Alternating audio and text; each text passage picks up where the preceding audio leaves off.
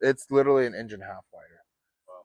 And then back here, you can see the Mishimoto transcooler. Okay. And then your brand new line kit.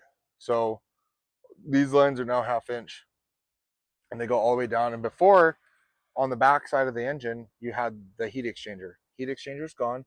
Good. These lines go straight from this cooler straight to the trans. What I want to know is when you're towing your trailer, what the trans temps get up to on the freeway. If we start seeing over like the 180, the 190 mark when you're towing, I'll probably gonna add the auxiliary one in the back. So that you got the thing working. No, right now I'm gonna contact Edge and try to see if they'll warranty yours. I doubt they will. I put a CTS3 in it for now, and then just so we can at least have the monitoring going, I'm gonna try to deal with them on that. All brand new battery cables. Oh, nice.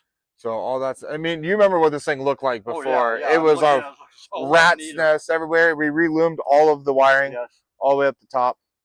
Like I said, that was my retirement project, doing all that. Well, now you get to enjoy your retirement, not work on it, you know. Other thing too, so you see that black piece down there? That, you remember your fuel filter housing used to be down there? Oh yeah. Okay, fuel filter housing is now gone. It's got that fleece bypass kit in it. I ran a brand new line from the fast to the CP3 because the old one was. Is that leaking still? Or nope, fixed it. Put a new fitting on it. That's not leaking. All new injection lines. There's your nice shiny new head. So, and obviously the injectors, brand new rockers, push rods from Fleece. It's even got the high rev valve springs from Fleece as well. And then obviously all new OEM Cummins rockers.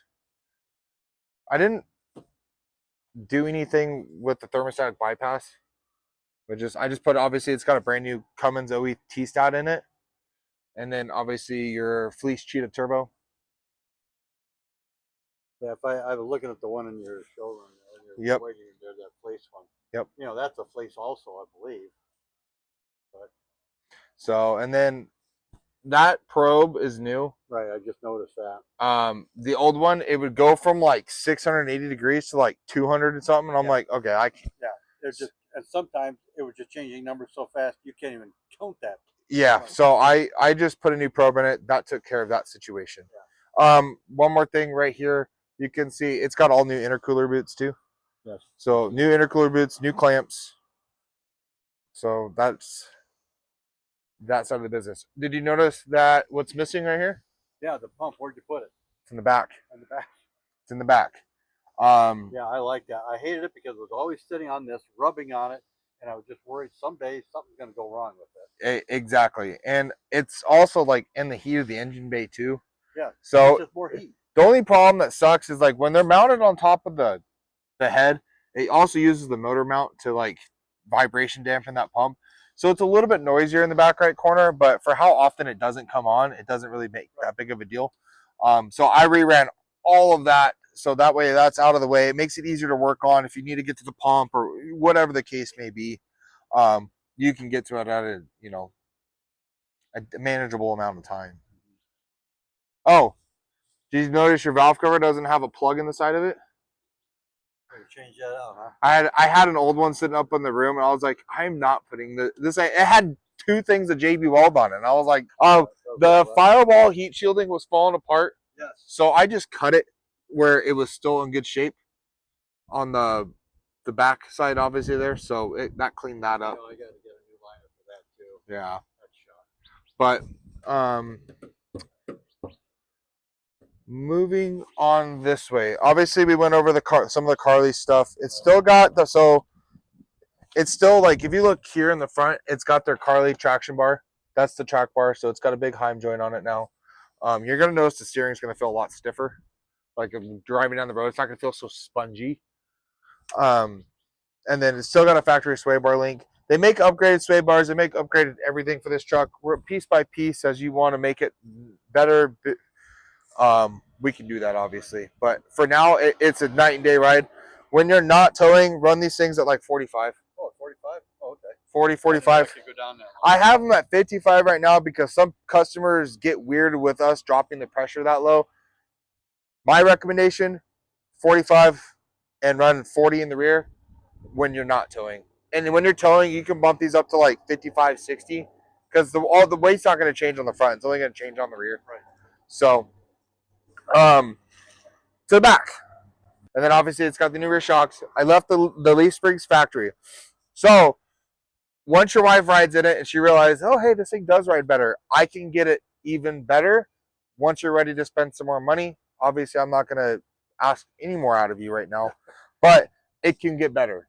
So what they do is they change this bottom overload and they do what's called an add a pack. So it adds 6 more leaves down at the bottom. So it makes it a full progressive pack. You don't lose any of your towing, but you get more of a travel in the spring and it softens it way up. So that'll change a bunch in the rear too. The shocks are already valved for it. So whenever you're ready, you don't have to change anything with the shocks. You slap the pack in there.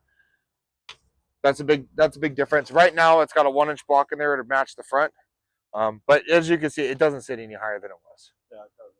So, and then a 35-inch tire.